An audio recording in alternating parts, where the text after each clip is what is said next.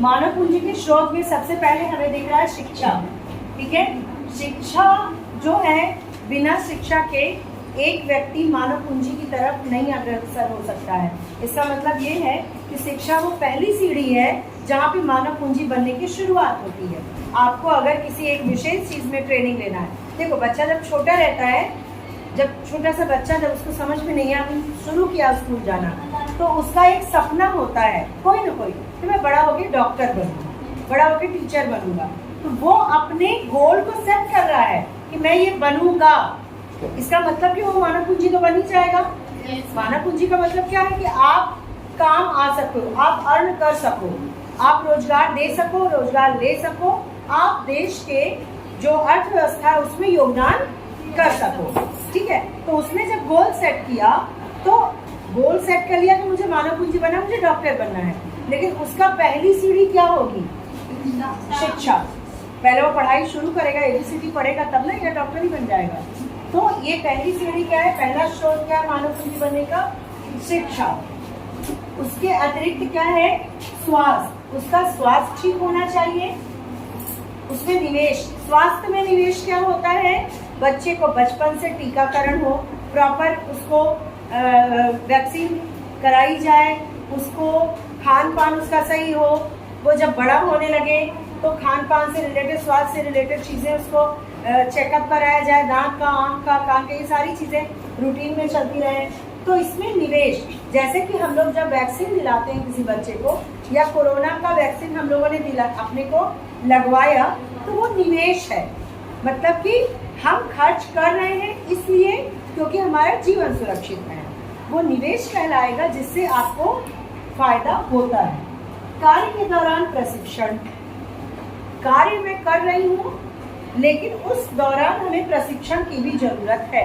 Doctor की पढ़ाई कर ली, उसके बाद उनका प्रैक्टिकल होना, आप लोग के जो प्रैक्टिकल होते हैं साइंस वालों के, या आपने अगर ज्योग्राफी लिया है उसके भी प्रैक्टिकल होते हैं, तो ये प्रैक्टिकल करना यानी प्रशिक्षण देना, प्लस जब ये बन जाते हैं, बनने के कगार पे होते हैं, तब भी इनकी ट्रेनिंग होती है, डॉक्टर की, इंजीनियर की, टीचर की, बीएड ट्रेनिंग होती है ना, तो ये ट्रेनिंग देना।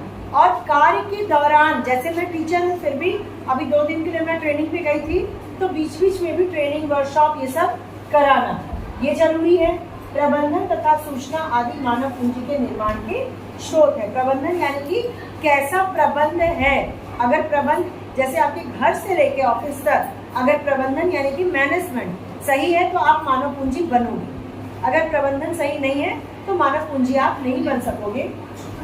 सूचना यानी कि आप अगर मान लो पढ़ाई कर लिया, छोटा सा उदाहरण दे दूं, पढ़ाई कर लिया आपने, आपको सूचना मिली कि इस कार्यालय में ये वैकेंसी है, तो आप क्या करोगे? सूचना आपको मिली, बिना सूचना मिले आप डॉक्टर, इंजीनियर या कोई भी वर्कर नहीं बन सकते। मैंने भी फॉर्म भरा होगा, सूचना पहले मिली, उसके बाद ये सूचनाएं कहाँ से आई? प्रबंधन, पूरा मैनेजमेंट है कि इस विद्यालय में 4 टीचर खाली है, उस हॉस्पिटल में 2 डॉक्टर की वैकेंसी है। ये सारा मैनेजमेंट जो है कर रहा है, और ये हमें बता रहा है कि हाँ है। अब आपने जो प्रशिक्षण, जो शिक्षा ली, उसको लेकर के पधारिए और यहाँ पे अपनी सेवा दीजिए और अर्थव्यवस्था में योगदान दीजिए। तो ये सारी चीजें जो है वो मानव पूंजी के स्रोत हैं। वही बात जो मैंने एक्सप्लेन किया, माता पिता शिक्षा पर व्यय क्यों कर रहे हैं? कंपनियां निश्चित अवधि में दीर्घकालीन निश्चित लाभ को सुधारने के लिए पूंजीगत वस्तुओं पर करती है। यानी कि जैसे कंपनियों में व्यय होता है यानी निवेश होता है, मकान पे, मशीन पे, मान लो एक मशीन चल रही है कंपनी, दूसरी लाई गई, ये क्यों होता है? लाभ अर्जित करने के लिए, ताकि उससे हमें फायदा मिलेगा, वो चीजें उत्पादन में काम आएंगी। इसी तरह माँ बाप अगर आपके ऊपर खर्चा कर रहे हैं, इसका मतलब कि आप आगे काम आएंगे अपने जीवन को संभालने में और उत्पादन करने में, देश के उत्पादन में आपका योगदान होगा। शिक्षा की भांति स्वास्थ्य को भी किसी व्यक्ति के साथ देश के विकास के लिए महत्वपूर्ण आगत माना जाता है। किसी भी कार्य को अच्छी तरह से कौन कर सकता है? एक बीमार व्यक्ति या फिर एक तंदुरुस्त? बन जाती बात। एक व्यक्ति शिक्षा ले रहा है, ठीक है, शिक्षित हो गया। अब मान लो कि 2 व्यक्ति हैं, वो शिक्षित हो रहे, साथ साथ आप हैं, आप है, दोनों सहेलियां बचपन से, आपकी मम्मी पापा ने आपको वैक्सीन नहीं दिलाया, क्या खर्चे फालतू है, इनकी मम्मी ने प्रॉपर वैक्सीन दिलाया, स्वास्थ्य का ख्याल रखा, आपके भी नहीं रखा गया। आप आगे चल करके हो सकता है, जैसे बीमार पड़ती है ना लड़कियां हैं बीच बीच में, बीमार पड़े, जब आप बीमार पड़ेंगी तो शिक्षा बाधित होगी। मान लो आप बीमार नहीं पड़ी शिक्षा के काल में, आप दोनों ही पढ़ लिख के BA MA सब कर लिया और आपने ट्रेनिंग ले ली, ट्रेनिंग भी ले लिया, प्रशिक्षण भी ले लिया, आप दोनों ने, लेकिन जब आप काम करने लगे हैं और तब आप बीमार पड़ रही हैं बार बार, तो काम आपका रेगुलर चलेगा। जैसे मैं टीचर हूँ, मैं मानव पूंजी हूँ आपके सामने, ठीक है। अगर मैं यहाँ पे स्वस्थ न रहूँ, भाई मैंने क्या शिक्षा ले ली, आप कहेंगी शिक्षा हो गई आपकी, प्रशिक्षण हो गया आपका, आपको सूचना मिल गई, प्रबंधन अच्छा रहा, आपको जॉब मिल गई, ठीक है।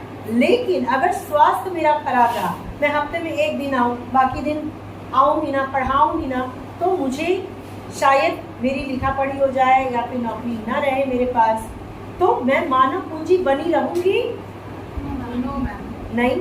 समझ गए बात को? यानी स्वास्थ्य बहुत मुख्य, मतलब कोई भी ऐसा नहीं आप कह सकते हो कि अरे शिक्षा ले लिया स्वास्थ्य नहीं है तो भी मानव पूंजी, सभी का एकदम सेम इम्पोर्टेंस है, महत्ता सबकी एक बराबर है। अगर इनमें से एक भी लूज रहा तो आप मानव पूंजी नहीं बन सकते। क्लियर हुआ?